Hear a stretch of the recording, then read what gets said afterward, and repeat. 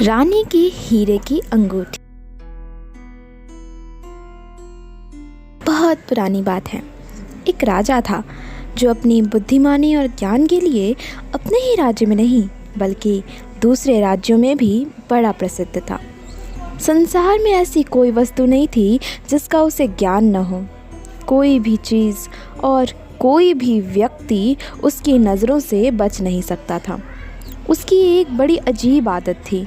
हर दोपहर को जब घर के सब लोग खाना खा चुके होते थे और खाने की मेज़ से सारी चीज़ें उठाकर जब उसे बिल्कुल साफ़ कर दिया जाता था और केवल राजा ही खाने के कमरे में अकेला बैठा होता, तो उसका विश्वसनीय सेवक चांदी के बर्तन में कुछ ढककर लाता और चुपचाप राजा के खाने की मेज़ पर रखकर चला जाता। उस सेवक के जाने के बाद राजा चुपचाप उस बर्तन को खोलता, उसमें कुछ निकाल कर खाता और खाकर फिर उस बर्तन को उसी तरह कसकर बंद कर देता जैसा उसका सेवक उसके पास छोड़ कर गया था। घर के किसी भी आदमी को यह नहीं मालूम था कि इस चांदी के बर्तन में क्या चीज़ है, क्योंकि घर के किसी भी व्यक्ति को उस बर्तन को खोलने की अनुमति नहीं थी, यहाँ तक कि राजा के विश्वसनीय सेवक को भी नहीं। एक दिन राजा के उस सेवक के मन में यह जानने की तीव्र इच्छा हुई कि इस चांदी के बर्तन में ऐसा क्या है जिसके बारे में राजा के घर के किसी भी व्यक्ति को नहीं मालूम और ना ही उन्हें यह जानने का आज्ञा है। वह अपनी जिज्ञासा को रोक नहीं पाया। उसने सोच लिया कि आज वह यह ज़रूर जानकर रहेगा कि इस चांदी के बर्तन में ऐसा क्या है जिसको राजा सब लोगों के चले जाने के बाद ही मंगवाता है। उस दिन जब वह सेवक अपने राजा के लिए वह बर्तन ले जाने लगा, तो उसने महल के एक सूने कमरे के कोने में ले जाकर उसे खोला। उसने देखा कि एक छोटा सा सफ़ेद सांप उबाल कर उस चांदी के बर्तन में रखा था और साथ ही छुरी, कांटा, चम्मच भी सफ़ेद रंग के थे। उसने चुपके से सांप का एक टुकड़ा काट कर अपने मुंह में रख लिया, यह जानने के लिए कि यह ऐसी कौन सी स्वादिष्ट चीज़ है जिसे राजा सबसे बाद में खाता है। जैसे ही सेवक ने उस सांप का एक टुकड़ा अपनी जीभ पर रखा, उससे महल के बाहर बैठी चिड़ियों की आवाज़ें साफ साफ समझ में आने लगी। तब उसने चुपचाप उस कमरे की खिड़की के पास खड़े होकर उनकी बातें सुनने की कोशिश की। वे दोनों चिड़िया अपने अपने अनुभवों के बारे में एक दूसरे को सुना रही थी, जो उन्हें कल खेतों, खलिहानों और बागों में हुए थे। सफ़ेद सांप ने राजा के सेवक को अब पशु पक्षियों की भाषा समझने की शक्ति प्रदान कर दी थी। फिर वह चुपचाप जाकर राजा के चांदी का कटोरा उसके खाने की मेज पर रखाया। उसी दिन एक ऐसी घटना घटी कि राजा के सेवक को राजमहल छोड़ना पड़ा, क्योंकि उसी दिन रानी की हीरे की अंगूठी कहीं गिर गई। रानी को राजा के इस विश्वसनीय सेवक पर शक हुआ, क्योंकि सिर्फ उसी सेवक को पूरे महल में आने जाने की अनुमति थी। राजा ने अपने सेवक को बुलाकर रानी की हीरे की अंगूठी के बारे में पूछा, पर उस सेवक ने कहा कि उसने यह अंगूठी कहीं भी नहीं देखी। राजा ने उसे बहुत धमकाया कि अगर कल सुबह तक उसने अंगूठी के चोर को नहीं ढूंढा तो उसे जेल में डाल दिया जाएगा। वह सेवक बार बार अपनी बेगुनाही साबित करने की कोशिश करता रहा, पर राजा ने उसकी एक न सुनी। जेल और मौत के भय ने उसकी ज़िंदगी दूभर कर दी। उसे समझ नहीं आ रहा था कि ऐसी हालत में वह क्या करे, किससे मदद मांगे।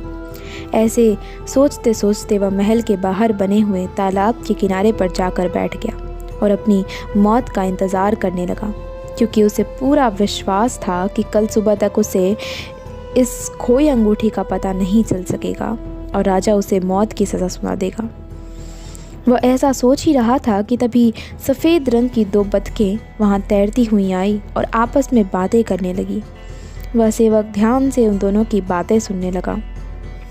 एक बतख ने दूसरी बतख को बताया, मेरे पेट में कुछ चुभ रहा है। आज जब रानी राजा सुबह सैर करने आए थे, तब रानी ने पानी से हाथ धोने के लिए इस तालाब में हाथ डाला तो उसकी अंगूठी पानी में गिर गई और मैंने उसे झट से निगल लिया। अब वही अंगूठी मेरे पेट में चुभ रही है। सेवक ने जैसे ही उस बतख की बात सुनी वह फौरन तालाब में उतर गया। उस बतख को पानी से निकाल कर ले आया और दौड़ा दौड़ा रसोई में जाकर रसोइये से बोला, आज शाम के भोजन के लिए तुम इस बतख को काटो। रसोइये ने कहा, ठीक है, तुम इसे यहीं छोड़ जाओ, मैं बाद में काटूंगा। पर बेचारे सेवक को शांति कहाँ थी, वह तो अपनी मौत के डर से परेशान था। सो उसने खुद ही उस बतख को काटने के लिए बड़ा सा चाकू उठाया और उसका पेट चीर दिया। सचमुच ही उसके पेट से हीरे की बड़ी सी अंगूठी बाहर आ गई। अब वह सेवक खुशी खुशी उस अंगूठी को राजा के पास ले गया और अपनी बेगुनाही साबित की। राजा उससे बहुत खुश हुआ और उसने कहा कि वह जो कुछ भी मांगेगा वो उसे ज़रूर देगा। सेवक ने राजा से विनती की, हे महाराज, मैंने आपकी बहुत दिनों से बड़ी लगन और सच्चाई से सेवा की है, पर अब मैं कुछ दिनों के लिए छुट्टी पर जाना चाहता हूँ। इसके लिए मुझे कुछ धन की और एक तेज़ घोड़े की ज़रूरत होगी। अगर आप मुझ पर कृपा करें तो ये दोनों चीज़ें मुझे इनाम में दे दें। राजा ने उसकी विनती सहर्ष स्वीकार कर ली। राजा का सेवक यात्रा के लिए बहुत सारा धन लेकर और घोड़े पर सवार होकर देश विदेश की यात्रा पर निकल पड़ा। वह अपनी यात्रा पर जा रहा था कि रास्ते में उसे एक तालाब मिला, जिसके एक किनारे पर 3 मछलियाँ पानी से बाहर पड़ी तड़प रही थीं। वह झट से घोड़े से उतरा और उन तीनों मछलियों को उठाकर तालाब में डाल दिया। पानी में पहुंचते ही तीनों मछलियां खुश होकर बोली, हम तीनों तुम्हें याद रखेंगी और जब तुम्हें ज़रूरत होगी हम तुम्हारे काम आएंगी, क्योंकि तुमने हमारी जान बचाई है। सेवक मछलियों की बात सुनकर खुशी खुशी वहाँ से आगे बढ़ गया। काफ़ी देर चलने के बाद वह थोड़ा आराम करने के लिए एक पेड़ के नीचे रुका तो देखा कि कौवा कौवी अपने छोटे छोटे बच्चे को चोंच मार मार कर अपने घोंसले से निकाल रहे थे और साथ में बोलते भी जा रहे थे, अब तुम सब बच्चे बड़े हो गए हो, निकलो हमारे घोंसले से, अपना भोजन तुम खुद ढूंढो, हम तुम्हें और नहीं खिला सकते। कौवे के बच्चे बड़ी ज़ोरों से चीख पुकार कर रहे थे और अपने माता पिता से प्रार्थना कर रहे थे कि वे उन्हें कुछ दिन और इस घोंसले में रहने दें। थोड़ा और बड़ा होने पर वे खुद ही घोंसले को छोड़कर चले जाएंगे। कौवा उन्हें रखने के लिए तैयार नहीं था। वह चाहता था कि जितनी जल्दी वे उसके घर से जाएंगे उतनी जल्दी वे स्वावलंबी हो सकेंगे। उस सेवक को उन बच्चों पर बहुत तरस आया। उसने अपने लिए जो खाने का सामान इकट्ठा किया था वह सब उस पेड़ के नीचे उन बच्चों के लिए छोड़ दिया और थोड़ी देर बाद वहाँ से उठकर चला गया। कौवे के बच्चे ने जब खाने का इतना सारा सामान देखा तो बड़ी ही कृतज्ञता से बोले, हम तुम्हें हमेशा याद रखेंगे और तुम्हारी इस दया का प्रतिदान ज़रूर चुकाएंगे, क्योंकि तुमने हमें भूखों मरने से बचाया है। उसकी यह बात सुनकर सेवक आगे चल दिया। चलते चलते वह एक बड़े से नगर में पहुंचा। इस नगर में चारों ओर बड़ी भीड़ थी और सड़कें भी लोगों से भरी थीं। भीड़ से गुजरते हुए उस सेवक ने एक आदमी से पूछा, भाई, यहाँ पर इतनी भीड़ क्यों लगी हुई है?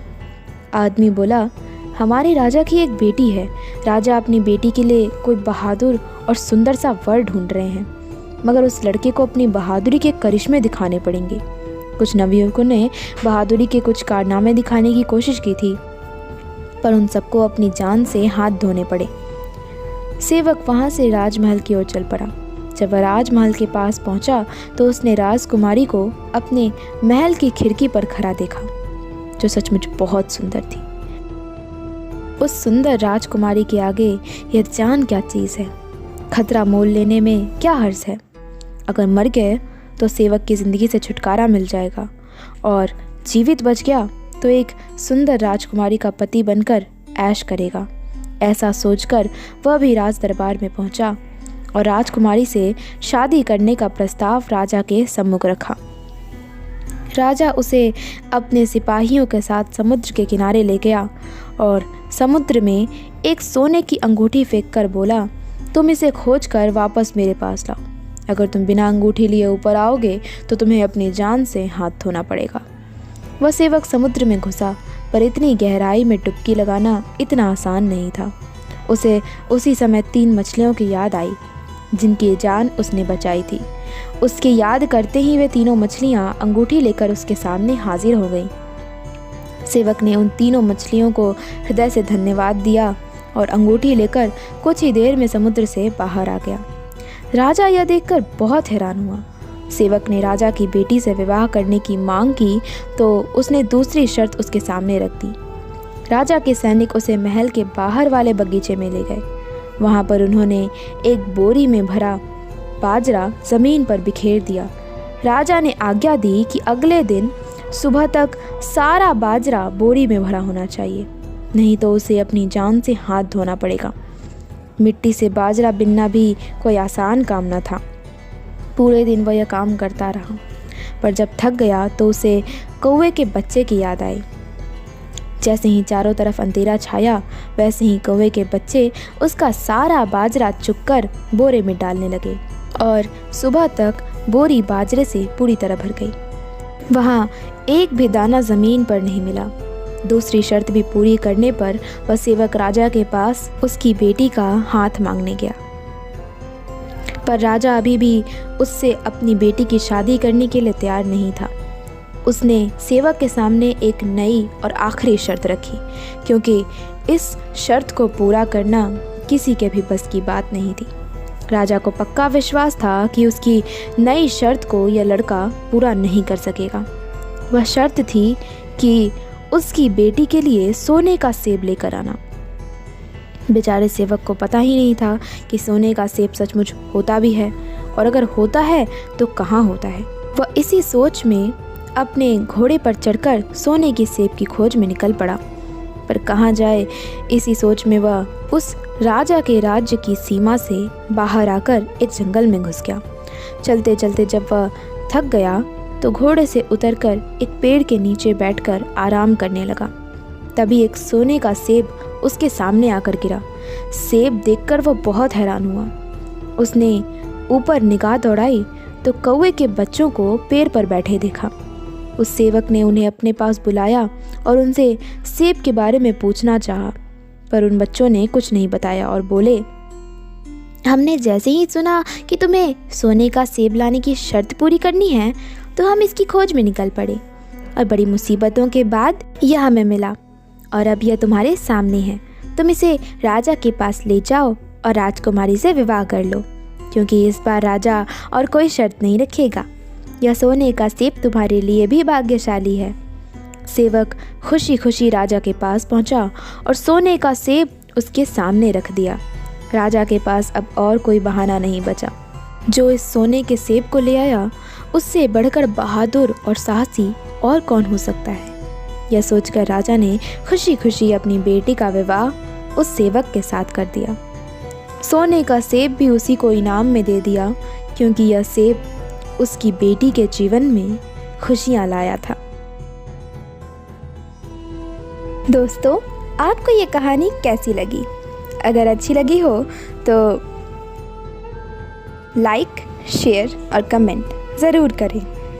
और हाँ, ऐसी और मनोरंजक व ज्ञानवर्धक कहानियाँ सुनने हेतु हमारे चैनल को सब्सक्राइब ज़रूर करें। धन्यवाद।